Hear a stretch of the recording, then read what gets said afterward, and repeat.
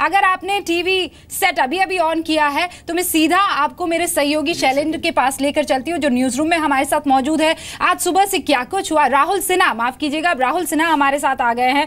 राहुल सिन्हा, जल्दी से हमारे उन तमाम दर्शकों को बता दीजिए कि आज सुबह शुरुआत कैसे हुई, हम कहां तक पहुंचे हैं और आज हिंदुस्तान अपने सर्जिकल स्ट्राइक्स के बाद कहां नक्शे पर खड़ा हुआ है दुनिया के। उससे पहले दर्शकों को यह बता दूं, hashtag Modi punishes Pakistan Twitter पर इसका प्रयोग करके आप हमारे साथ अपनी राय साझा कर सकते हैं। हम कोशिश करेंगे कि न्यूज में इसे ले। राहुल, देखिए रूबिका, सुबह से ही इस बात की खबरें आनी थी कि आज कुछ बड़ा ऐलान होने वाला है। अब से कुछ देर पहले डीजीएमओ ने एक ज्वाइंट प्रेस कॉन्फ्रेंस की थी और उस पर जो उन्होंने बात की, अब तक की सबसे बड़ी खबर यही है कि सर्जिकल स्ट्राइक किया है भारतीय सेना ने एलओसी पे और उस स्थिति में कई आतंकी मारे गए हैं, कई और कैजुअलिटीज हुई हैं। अभी धीरे धीरे करके चीज़ें निकलकर सामने आएंगी, लेकिन इसका बड़ा इम्पैक्ट हुआ है न सिर्फ पाकिस्तान पर रूबिका, बल्कि इसका बड़ा इम्पैक्ट जम्मू कश्मीर में भी उन लोकल मॉड्यूल्स पर पड़ेगा जो कि लगातार इस तरीके के घुसपैठ के बाद में उनका मोटिवेशन लेवल बढ़ता था और भारत में आतंकवादी गतिविधियां करने की उनकी कोशिशें और बढ़ती थी।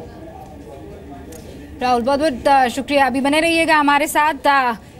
हमारे साथ दो और हमारे सहयोगी लगातार बने हुए हैं, क्योंकि देखिए बात यहां पर खत्म नहीं हुई है, अब तो यहां से शुरुआत होनी है। सर्जिकल स्ट्राइक कर दी गई है, बहुत ज्यादा नुकसान आतंकी कैंप्स को वहां पर पहुंचा है। डीजीएमओ ने अपनी इस प्रेस कॉन्फ्रेंस में ये बात कह दी है, लेकिन असल बात यह है कि इसके बाद अब वहां पड़ोसी मुल्क से किस तरीके के रिएक्शंस आते हैं, इस पर बहुत हद तक निर्भर करता है। कृष्ण मोहन, अग्री करते हैं आप इस बात से?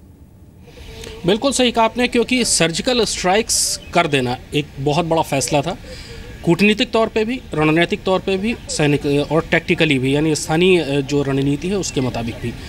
जाहिर है 11 दिन में सरकार ने बहुत होमवर्क किया होगा।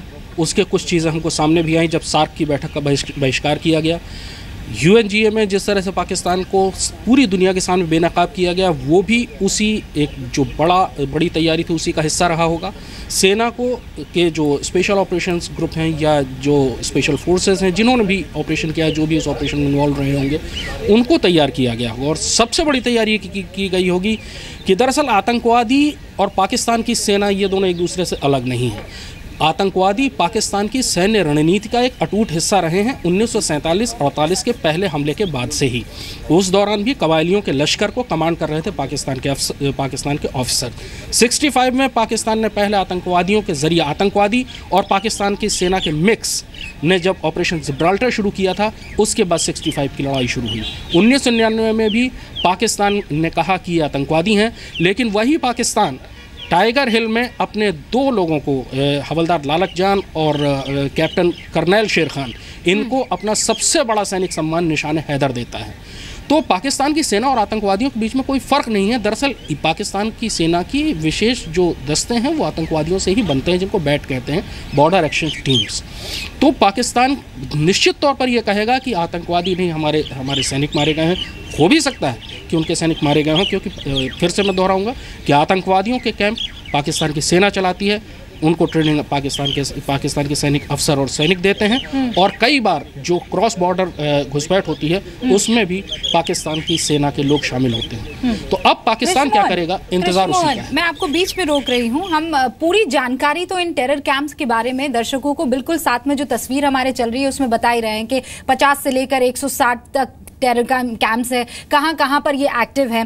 कृष्ण मोहन, मैं आपके पास आऊं, उससे पहले कमर आगा साहब से इस बात का जिक्र। सर, बहुत सारे ऐसे हमारे दर्शक हैं जो ये जानने की कोशिश कर रहे हैं कि सर्जिकल स्ट्राइक, हम शब्द तो प्रयोग कर रहे हैं, लेकिन असल माने में ये होता क्या है, कैसे सर्जिकल स्ट्राइक्स को अंजाम दिया जाता है? सर्जिकल स्ट्राइक के मतलब यहाँ पे ये है कि जो मेन कैंप्स हैं या ठिकाने हैं या जगहें हैं जहाँ से आतंकवाद यहाँ पे आ रहा है पाकिस्तान के अंदर, तो हम केवल उन ठिकानों पे जाके उनके ऊपर अटैक करते हैं और उनको वहीं पर ध्वस्त कर देते हैं। जैसे जो हुआ है कि ये जिन जगहों पे से इन्फिल्ट्रेशन की कोशिश हो रही थी, पाकिस्तान के अंदर थे ये ठिकाने, वहाँ पे हमारे एयरफोर्स पे प्लेन गए और उन लोगों को वहीं पे ध्वस्त कर दिया और उसके बाद मिशन कम्प्लीट करने के बाद वो वापस आ गए सही सलामत। तो ये एक बड़ा प्रेसिशन था उनका कि उसी के तहत ये गए, वहाँ पे अपना ऑपरेशन किया और वापस आ गए। सर्जिकल स्ट्राइक वो भी थी जिस तरह से बिन लादेन को मारा गया था कि वहाँ पे इसका छोटा फॉर्म है। हाँ, ये उसका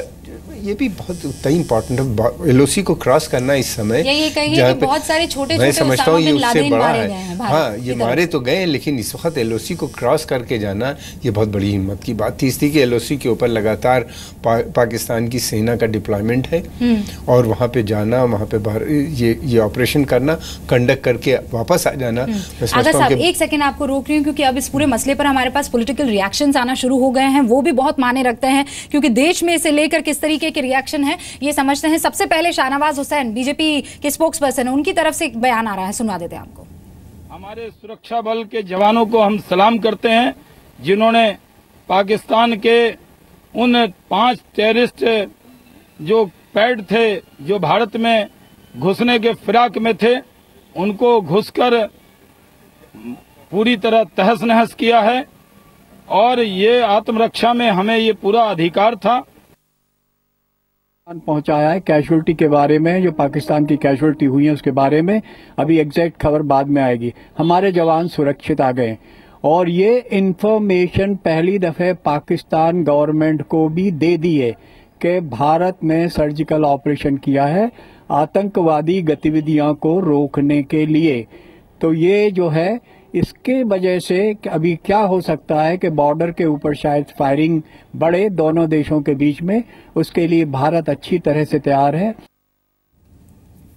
रविंद्र मेरे सहयोगी भी बने हुए हैं। रविंद्र, आपके पास भी बहुत सारे रिएक्शंस आ रहे होंगे, आपको क्या जानकारी मिल रही है? क्योंकि हम अलग अलग जैसे ही हमारे पास रिएक्शंस आ रहे हैं बता ही रहे हैं, लेकिन आपके भी नेताओं से बातचीत शुरू हो गई होगी। किस तरीके से आज की तारीख में इस बुलंद, इस बहुत इंपॉर्टेंट स्टेप को लिया जा रहा है देश में?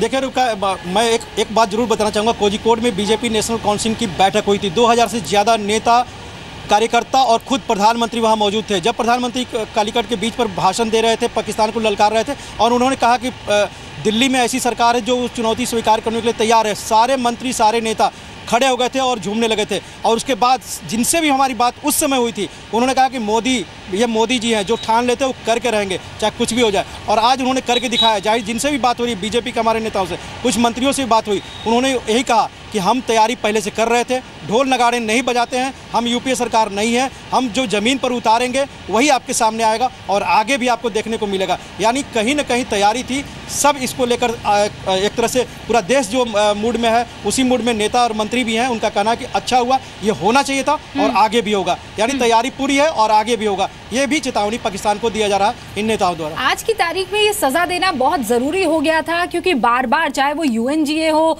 चाहे वो दूसरे तरीकों से, दूसरे प्लेटफॉर्म से बार बार पाकिस्तान का ये बयान देना, न्यूक्लियर पावर की धौंस जमाना, बार बार ये कहना कि हम जो है कमजोर नहीं है। आज की तारीख में ये सबसे इंपॉर्टेंट, सबसे स्ट्रॉन्ग मैसेज था।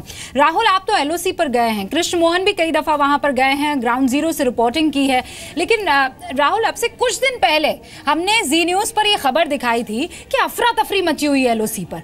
बहुत से ऐसे कैंप हैं जो पीछे की तरफ हट गए हैं। उनको इस बात का खौफ तो पहले से था कि कुछ ना कुछ गड़बड़ हो सकती है हमें लेकर, मतलब भारत जो है वो कुछ ना कुछ ऐसा एक्शन ले सकता है। आज की तारीख में वो एक्शन उन कैंप्स पर हो जाना क्या बताता है? कि हमारे पास इनपुट लगातार चलते आ रहे थे और वहां से एक्टिविटी कम नहीं हो रही थी। वो सिर्फ एक ऐसे ही हाइपोथेटिकल बातें हो गई थी कि नहीं वो पीछे हट गए हैं। नहीं, ये तय था। देखिए, पिछले कुछ दिनों से, खासतौर से उरी अटैक के बाद से, उरी से के आसपास के इलाके को स्ट्रेटेजिकली एकदम से कॉर्डन ऑफ कह सकते हैं आप बाकी लोगों के लिए, और जानबूझ के कोशिश की जा रही थी कि लोग वहां तक पहुंचे नहीं। एक तो इंटरनली अंदर बहुत सारे ऑपरेशंस चल रहे थे, कई मिलिटेंट्स, कई आतंकवादियों को मारा गया था। उसके अलावा ये ऑपरेशन तैयारी चल रही थी। मेरे कुछ अधिकारियों से बात भी हुई, उन्होंने कहा कि ये पाइपलाइन में था, लेकिन इसको बहुत कम लोगों को बताया गया था और ये तय था कि कुछ होना है। इस सब के बीच में रूबिका, दिक्कत सबसे बड़ी वहाँ पर यह है कि जिस तरीके की भौगोलिक स्थिति है जम्मू कश्मीर की, वहाँ पर ये आतंकवादी उस लॉन्च पैड पर रहते हैं और वहाँ से इसी भौगोलिक स्थिति का फायदा उठा करके भारत में घुसपैठ कर जाते हैं। सुरक्षा बलों के लिए, सेना के लिए सबसे बड़ी परेशानी ये है कि तमाम जगह स्थिति चाक चौबंद रहने के बावजूद कुछ ऐसे पॉइंट्स होते हैं, पहले ये पकड़ में आ जाते थे। पहले इस पकड़ में आने की सबसे बड़ी वजह एक ये भी कही जाती थी कि ये लोग गाइड्स को साथ लेकर आते थे, उन गाइड्स को ट्रैक कर लिया जाता था या फिर उनके जरिए इंफॉर्मेशन निकाली जाती थी। राहुल आपको रोक रही हूँ। कांग्रेस की तरफ से बहुत इंपॉर्टेंट इस वक्त ये बयान हो जाता है, सुन लेते हैं। राज बब्बर क्या कहते हैं? तब हमें पूरी जानकारी मिलेगी, लेकिन ये तय है कि हम जो है अगर हमारी फौज ने, हमारी आर्मी ने अगर कोई फैसला किया है तो पूरा देश उनके साथ है। इतनी सर्जिकल स्ट्राइक किया है पाकिस्तान में, वहाँ के जो टेररिस्ट लॉन्च पैड थे उन पर अटैक किया है, वहाँ के भी 2 जवान शहीद हुए, काफी टेररिस्ट भी मरे हैं।